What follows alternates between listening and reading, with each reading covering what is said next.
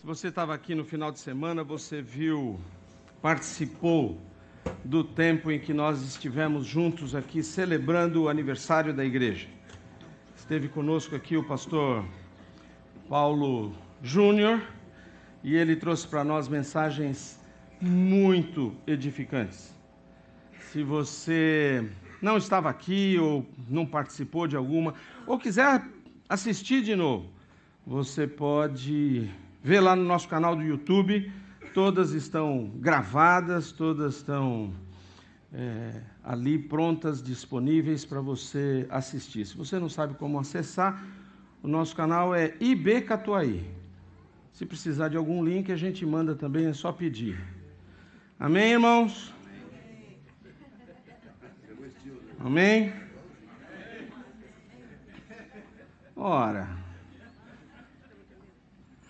se você não entendeu, vê lá como é que é o negócio. Alguém está entendendo aqui o que eu estou falando? Estou chocado. Ai, Paulo, grande amigo. Foi muito bom estar aqui. E uma das coisas que ele mais frisou, na verdade, eu acho que ele falou muito de pouca coisa. E isso foi realmente especial. E uma das coisas que ele enfatizou bastante foi a questão das relações, dos relacionamentos. Por que e como nós podemos ser família? Como é que nós podemos ser igreja? Olhando um para o outro como irmão, como aquele que está junto. Afinal de contas, a responsabilidade de um pelo outro é? De quem é? Amém?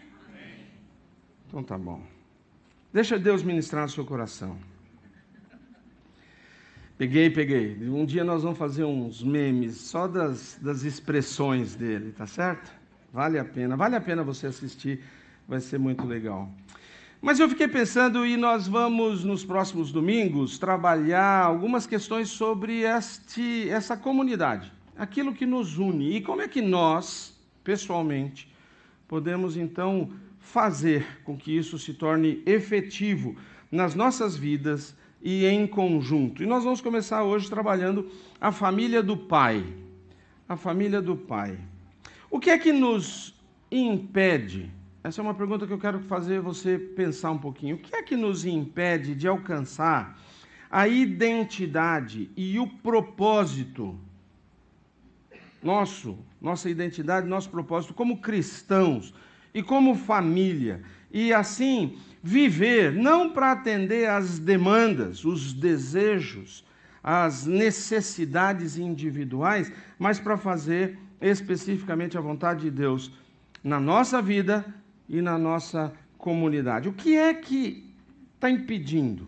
O que é que nos dificulta? Eu acho que uma das grandes razões depende de como você vê a igreja. Como é que você enxerga a igreja? Alguns veem a igreja como uma obrigação. Há pessoas por aí que tratam a igreja como um dever, como um tem que.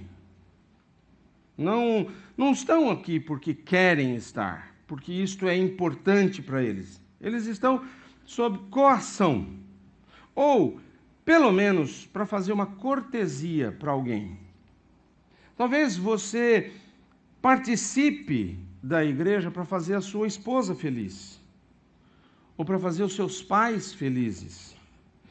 Isso está atendendo ao conceito de obrigação.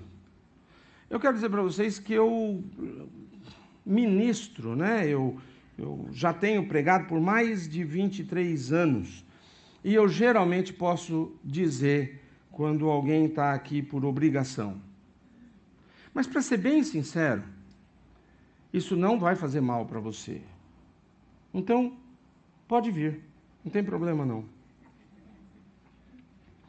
Às vezes, a obrigação não é com relação a uma outra pessoa.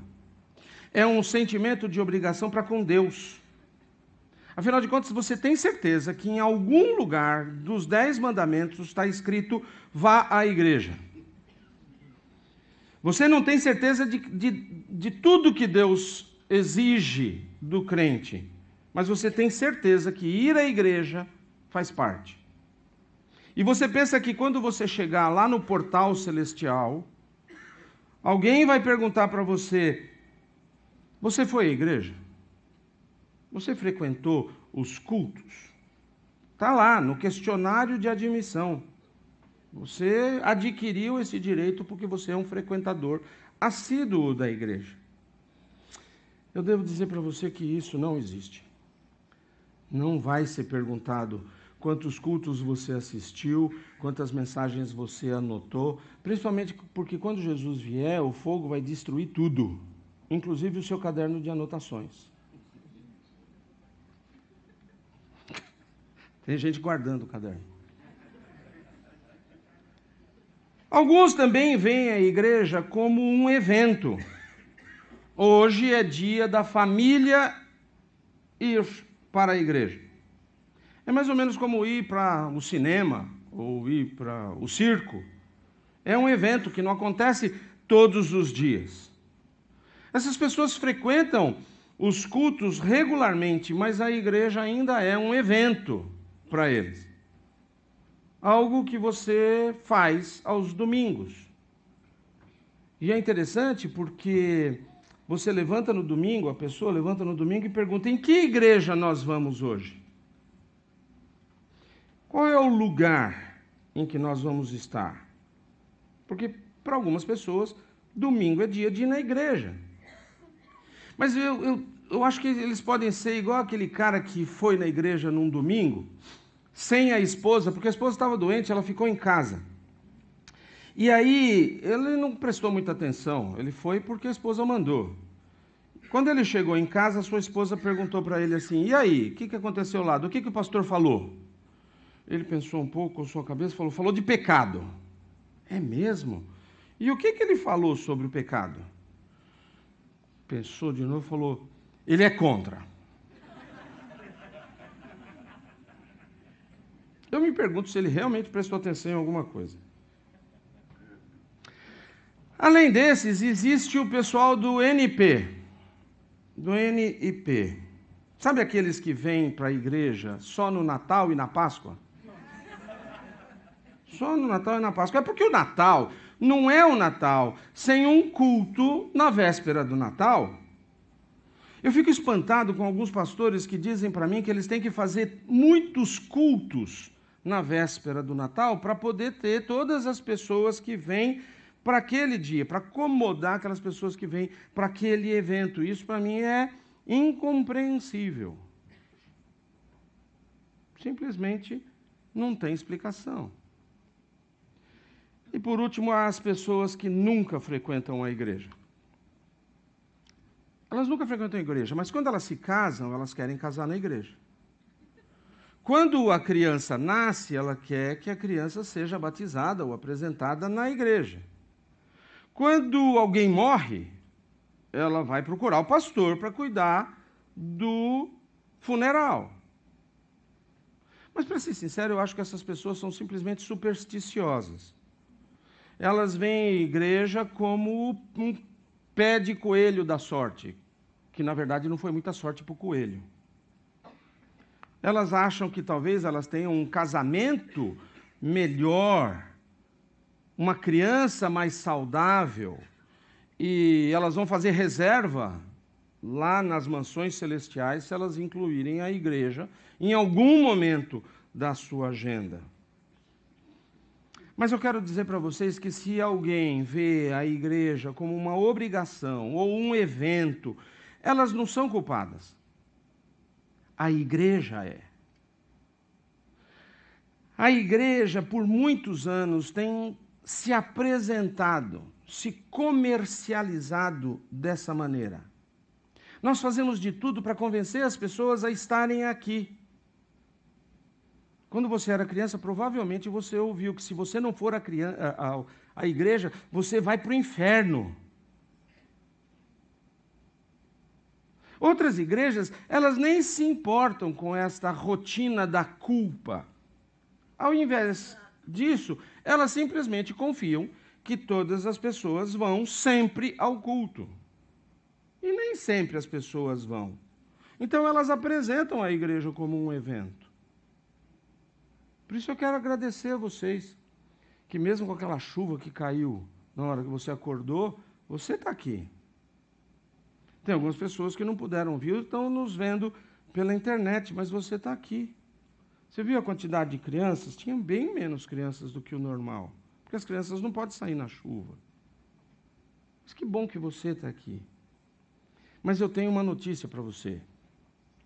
Simplesmente vir ao culto não vai ter nenhum impacto na sua eternidade. Assistir uma quantidade enorme de cultos aos domingos, nas quartas-feiras, pela televisão e pela internet, não vai fazer de você um melhor cristão. Aliás, isso não faz de você um cristão, tanto quanto assistir um jogo de futebol não faz de você um jogador profissional. Não acontece, desculpa. Mas isso não é suficiente. Nós tentamos de todas as maneiras atrair pessoas, mas isso não é suficiente. A igreja não é mais o único show da cidade. E só porque a mamãe e o papai iam à igreja, isso não nos traz um motivo válido para que nós estejamos ali também. Eu posso encontrar, com certeza, um monte de outros eventos para participar no domingo. Então, qual é a resposta? Como é que a igreja, nós, nos tornamos relevantes para a sociedade de Londrina, para a comunidade de Londrina em 2019? Que coisa nova nós precisamos ser e fazer para atrair uma nova geração de crentes? Eu quero dizer para você que eu creio firmemente que nós não precisamos nos tornar algo novo. Na verdade, nós precisamos nos tornar algo velho, algo antigo.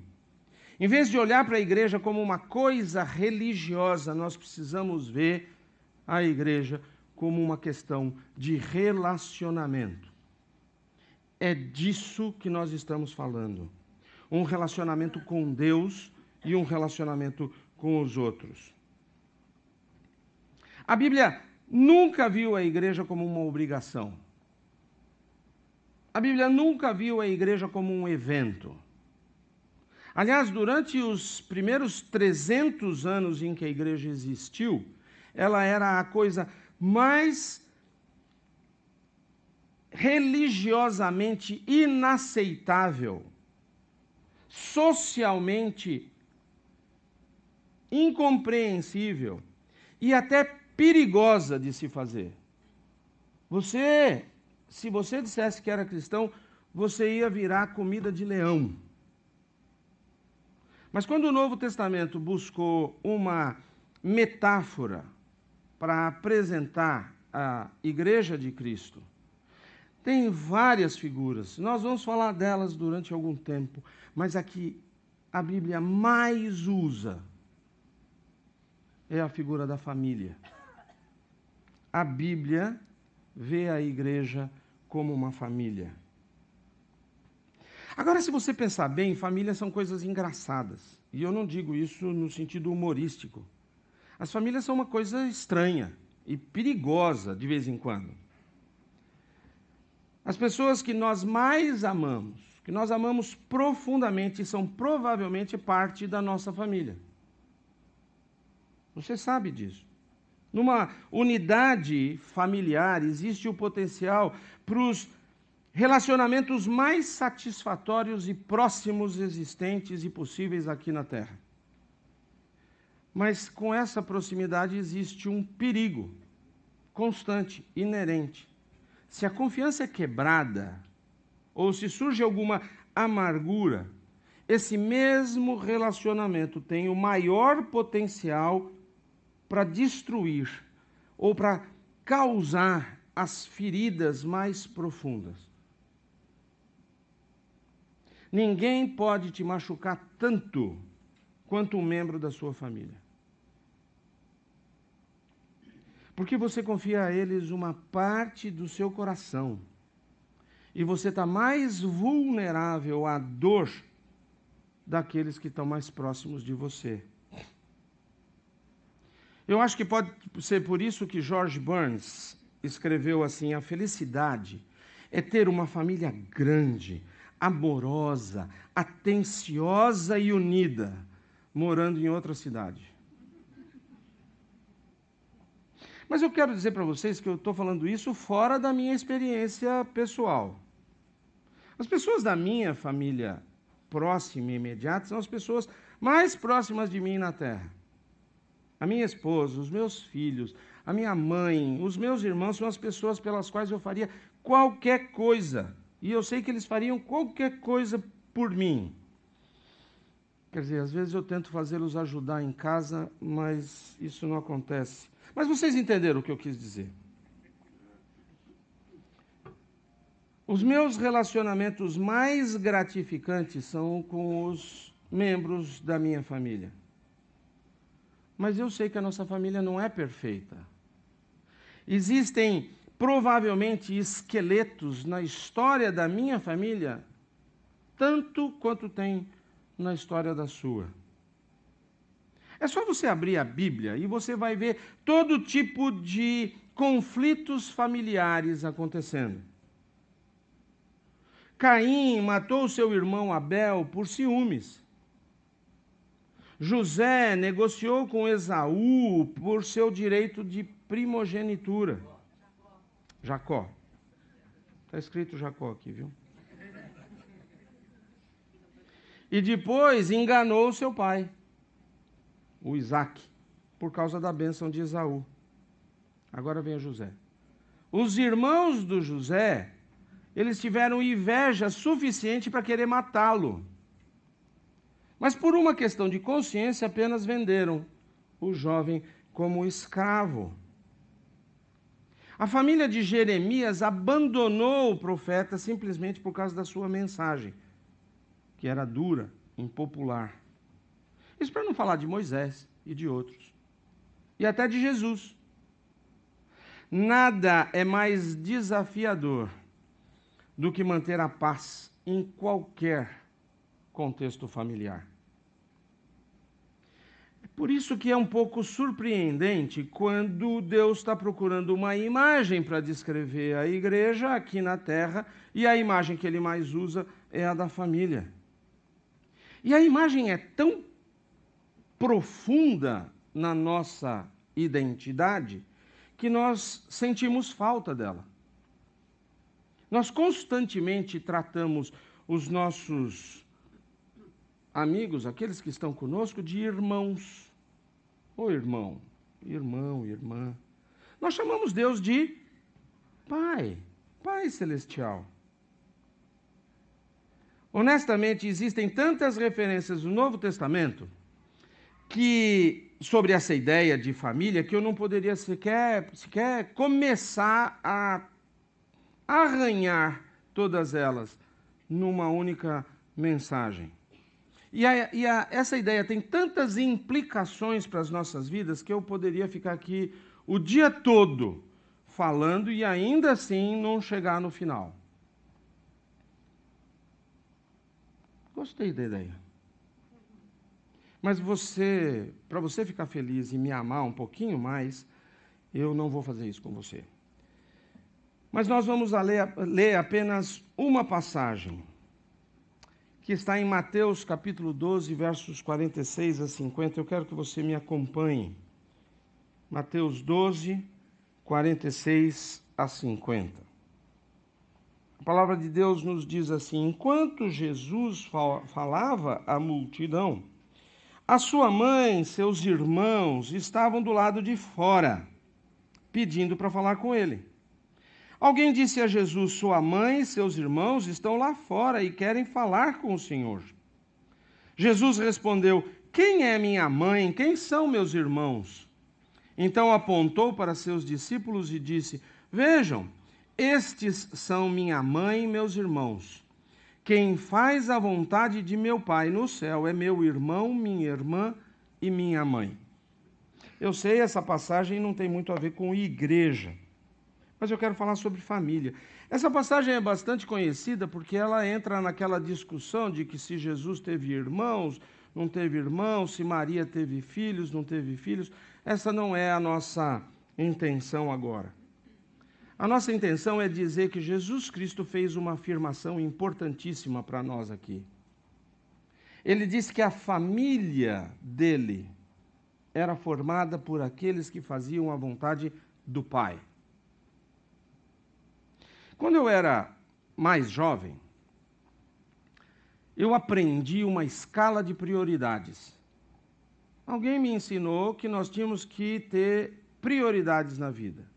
Nós tínhamos que colocar Deus em primeiro lugar, e aí então a família, a igreja e o trabalho. Isso era comum, todo mundo falava isso. Eu quero dizer para vocês que eu descobri que isso está completamente errado.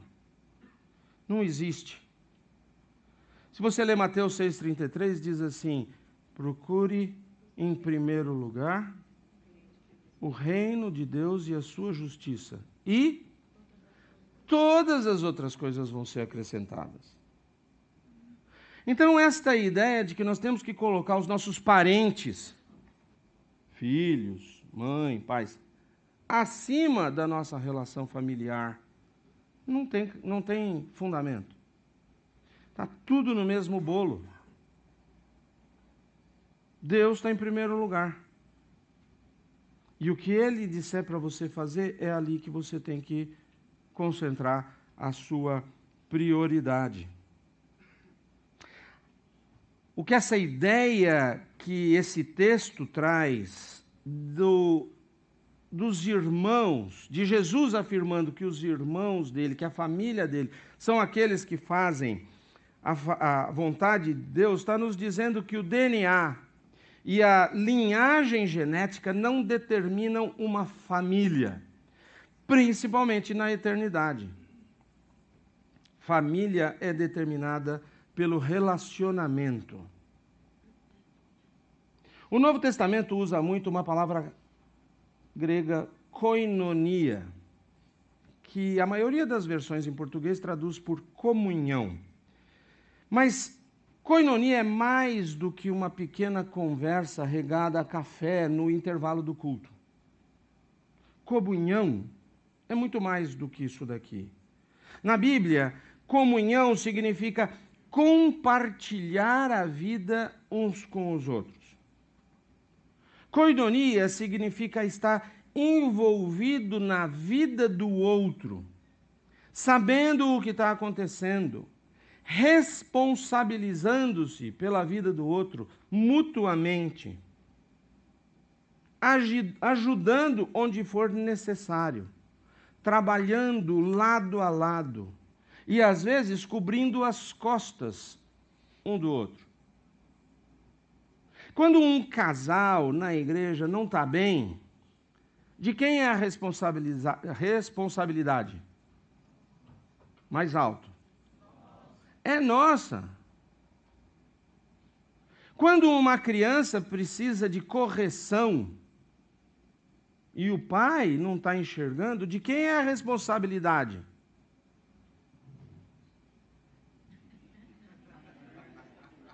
Alguém está entendendo aqui o que eu estou falando ou não?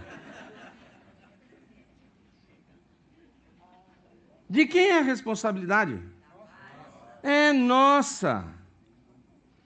Nós somos família.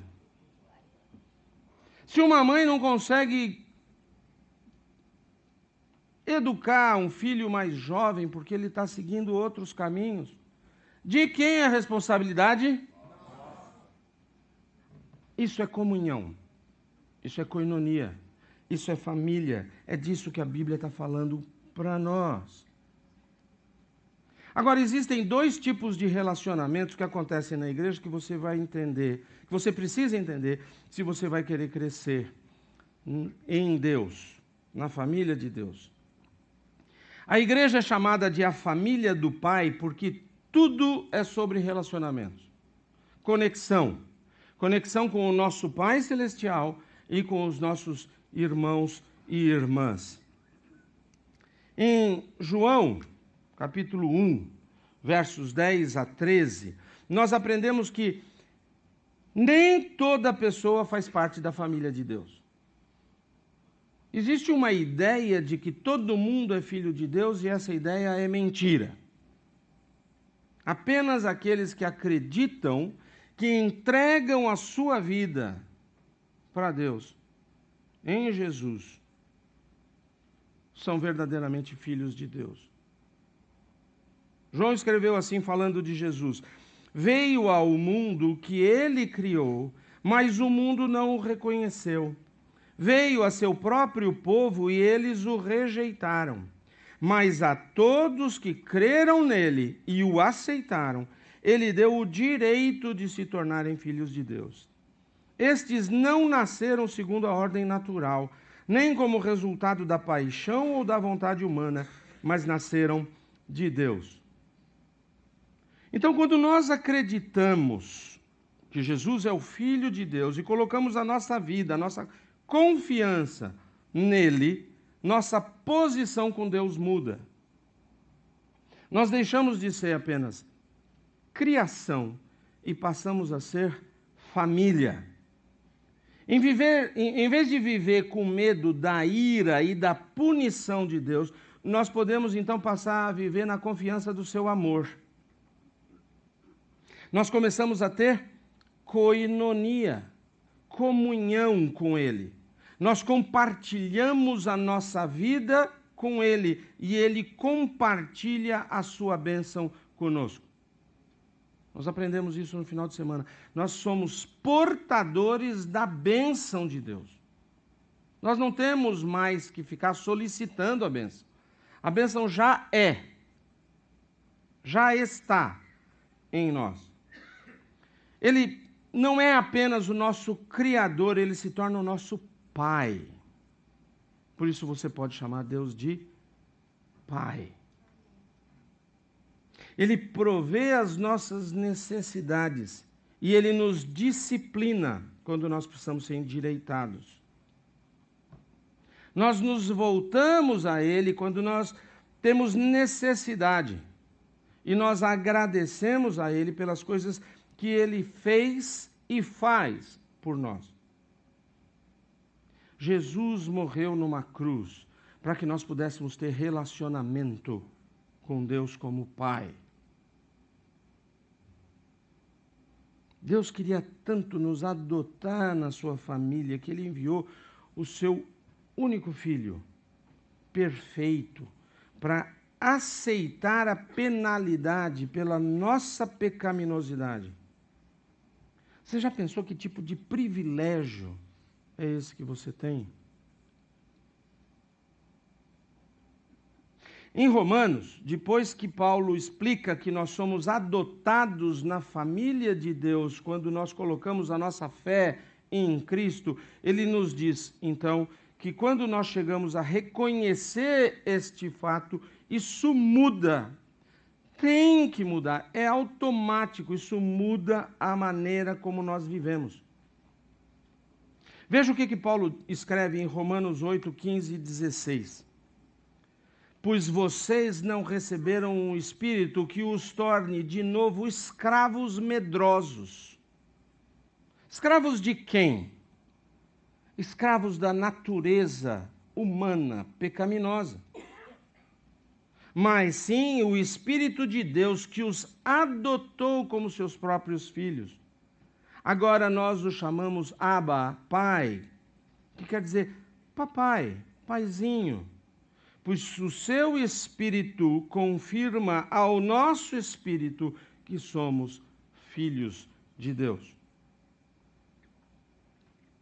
Quando você pensa em Deus como um Pai amoroso, que se entregou na figura de Jesus Cristo, isso muda a sua atitude sobre o pecado. Eu acho que eu não entendi isso realmente até eu ter os meus próprios filhos. Como pai, eu amo os meus filhos. Não importa o que eles façam, eles são meus filhos. Mas quando eu os vejo bem, acertando, progredindo, o meu coração se enche de orgulho. Quando eles não fazem o que é certo, o meu coração fica triste e dolorido. Sabendo disso, e sabendo o quanto Deus me ama, a ponto de me adotar como seu filho, eu quero viver para agradar a Ele. É automático. É assim que funciona.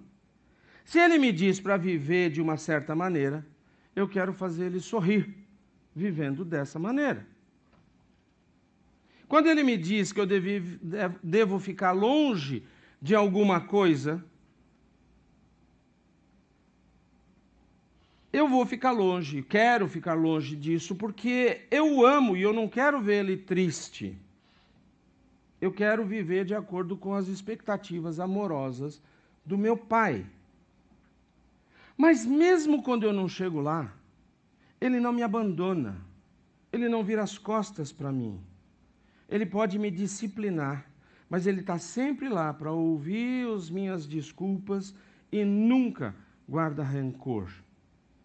Este é o Pai que nós temos, com quem nós nos relacionamos, de quem nós somos família. A grande notícia sobre Deus é que, ao contrário de mim, Ele é um Pai perfeito. Ele deseja se relacionar com você. Ele quer ouvir você regularmente, em oração, em dedicação, em adoração, em culto. E Ele está sempre ali para realmente ouvir quando você fala. Mas Ele também quer que você ouça quando Ele fala.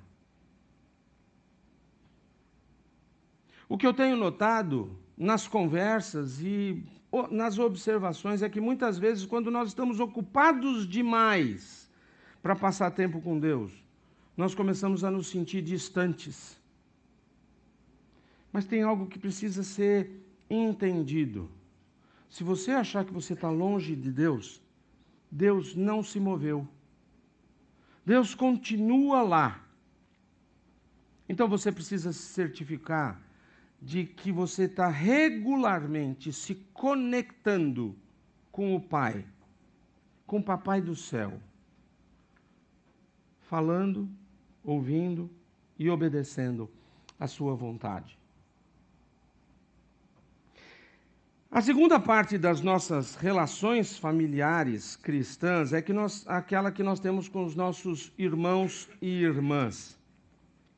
Mais uma vez, a ideia de koinonia está bem no centro de como nós devemos nos relacionar uns com os outros. Nós precisamos nos dividir, nos compartilhar o nosso tempo, as nossas bênçãos, a nossa vida, as coisas que estão acontecendo conosco, todas elas precisam ser compartilhadas em família. A gente vê lá em Atos 2, no final do capítulo, aquela figura linda, conhecida da igreja primitiva em Jerusalém, a primeira igreja batista de Jerusalém. A gente fica sabendo que aquela igreja foi tão cativada pelo amor de Deus, que ela literalmente transbordava em amor pelos outros, em amor entre família. É assim que acontece quando você tem um relacionamento próximo com o seu Pai Celestial. Isso te conecta com os irmãos e com as irmãs em Cristo. Na verdade, em 1 João 3, ali, 1 João 3, o apóstolo disse que existem duas maneiras principais de dizer se alguém faz parte da família de Deus. A primeira é que se alguém faz parte da família, vai fazer o que o pai diz para fazer. Vai ser obediente. A segunda maneira que nós podemos dizer se alguém faz parte da família ou não, é se eles amam os irmãos e as irmãs em Cristo. No nosso pequeno grupo, nós estávamos ali compartilhando alguns motivos de oração e alguém simplesmente quis oferecer uma oração de agradecimento pela que ele chamou de amorosa igreja. Eu fiquei pensando que testemunho maravilhoso é ouvir pessoas que estão entusiasmadas com o amor da sua igreja. Essa igreja é realmente maravilhosa em amar as pessoas. Eu vejo muita comunhão genuína aos domingos, enquanto as pessoas oram e conversam e compartilham juntos. Muitos aqui estão envolvidos na vida uns dos outros durante a semana. Vocês se reúnem e oram uns com os outros, e isso é muito bom. Quando nós temos um membro da igreja em dificuldade, há aqueles que cercam e ajudam. Às vezes isso significa fazer refeição, às vezes significa cuidar das crianças, às vezes até significa ajudar financeiramente. Gente, isso é koinonia. Mas existem ainda questões familiares que precisam ser resolvidas. Existe gente que ainda não está conectada. E nós precisamos nos preocupar com isso. Para aqueles que estão aqui há algum tempo, sabem que houve uma intensa ebulição familiar nessa igreja. Desacordos surgiram e houve uma divisão familiar. E como em qualquer divisão familiar, essa experiência dói, causa dor. Ninguém pode te machucar tanto quanto um membro da sua família. Eu sei, pela minha própria experiência, que essa coisa é incrivelmente dolorosa. Mas eu quero dizer para vocês que existe um sentido em que nós podemos nos alegrar por causa do que Deus faz através dessas experiências. Nosso Pai Celestial está fazendo grandes coisas através desta igreja. E também está fazendo por meio daqueles que foram para outras igrejas. O fato é que se nós continuamos a nos aproximar dele, nós vamos crescer mais perto um do outro. Por isso, agradeça a Deus pela sua misericórdia. E porque Ele continua trabalhando e continua amando a cada um de nós e a nós como um corpo, mesmo quando nós lutamos para segui-lo. Então a pergunta que nós temos agora é como é que nós passamos de uma igreja, um culto onde as pessoas vêm, para uma família. Um grupo de pessoas unidas que são igreja.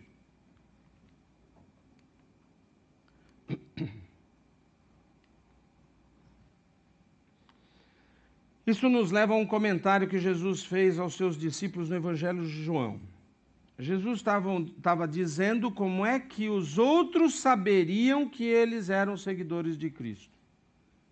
Ele não disse que isso ia acontecer por causa de como nós chamamos uns aos outros.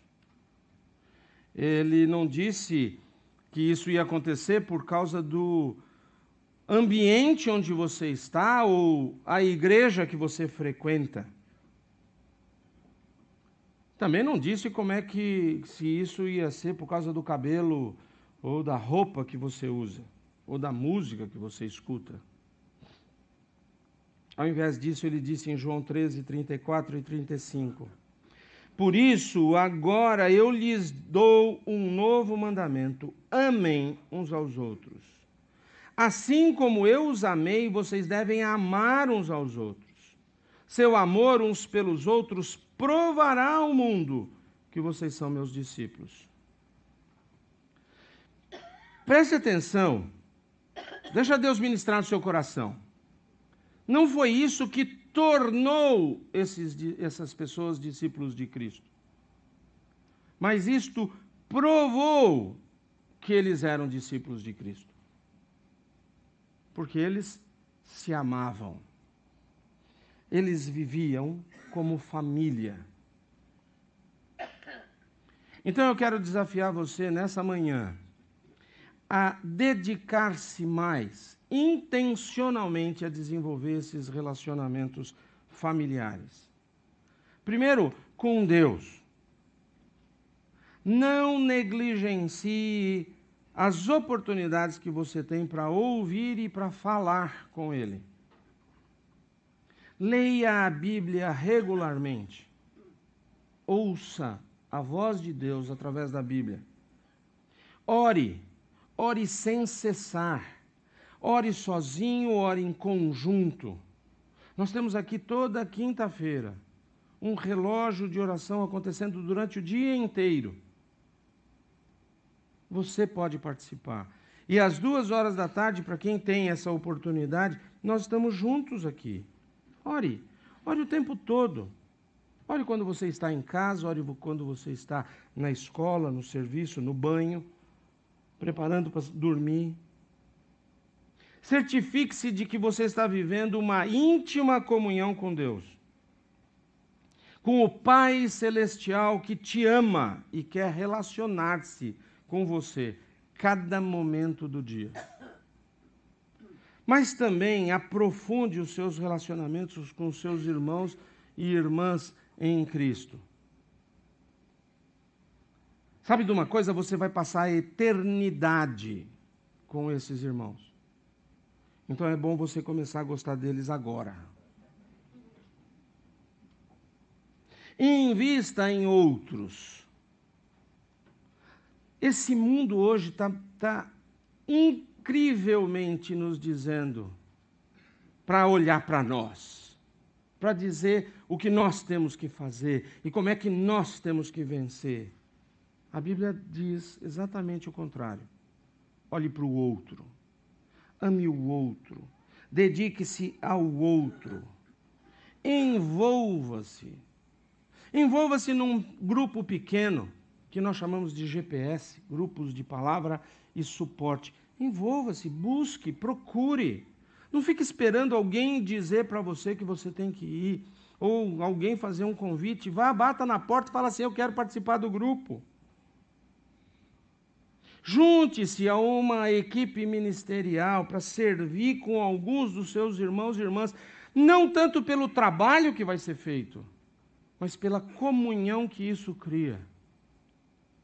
Alguém veio me dizer como é bom participar do coral.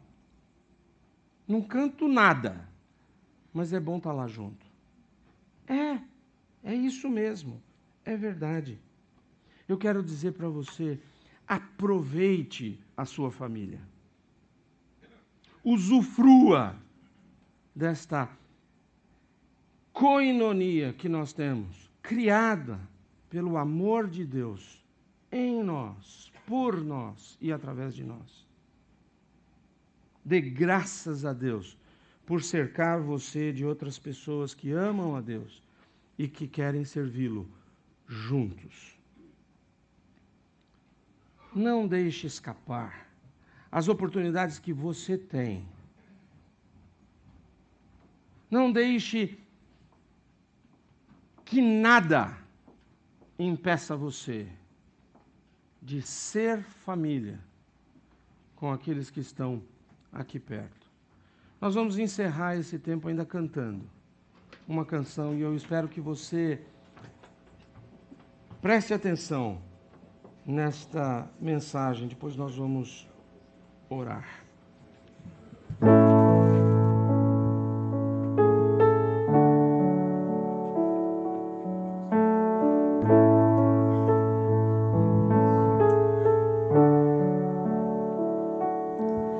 Não há nada que possa derrotar tudo que o Senhor planejou.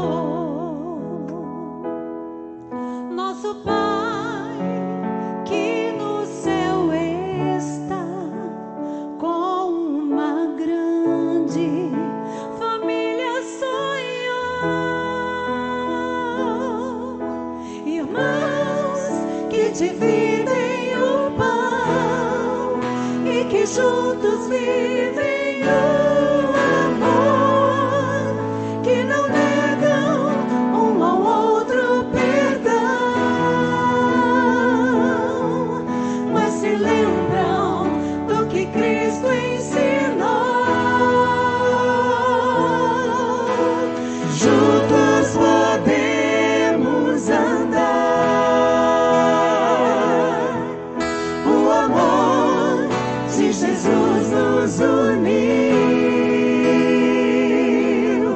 de mãos dadas se pode alcançar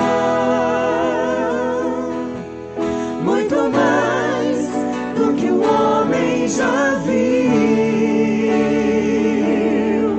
muito mais do que o homem já viu. Vamos cantar juntos, desde o início.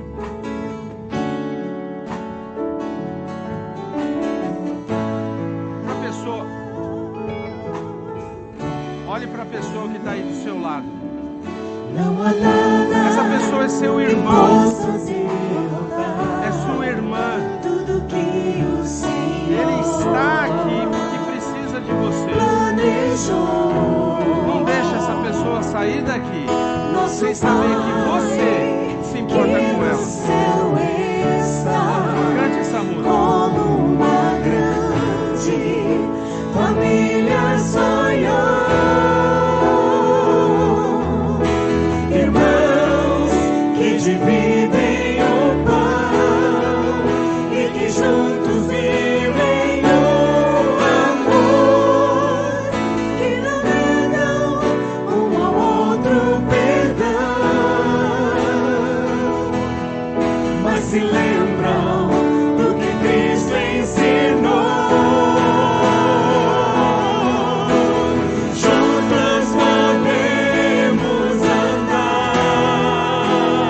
de mãos dadas se pode alcançar muito mais do que o homem já viu, muito mais do que o homem já viu.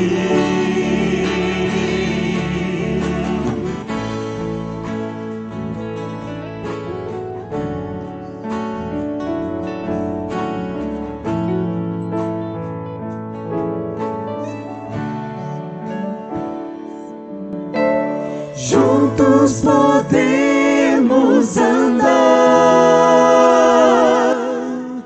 O amor de Jesus nos uniu, de mãos dadas se pode alcançar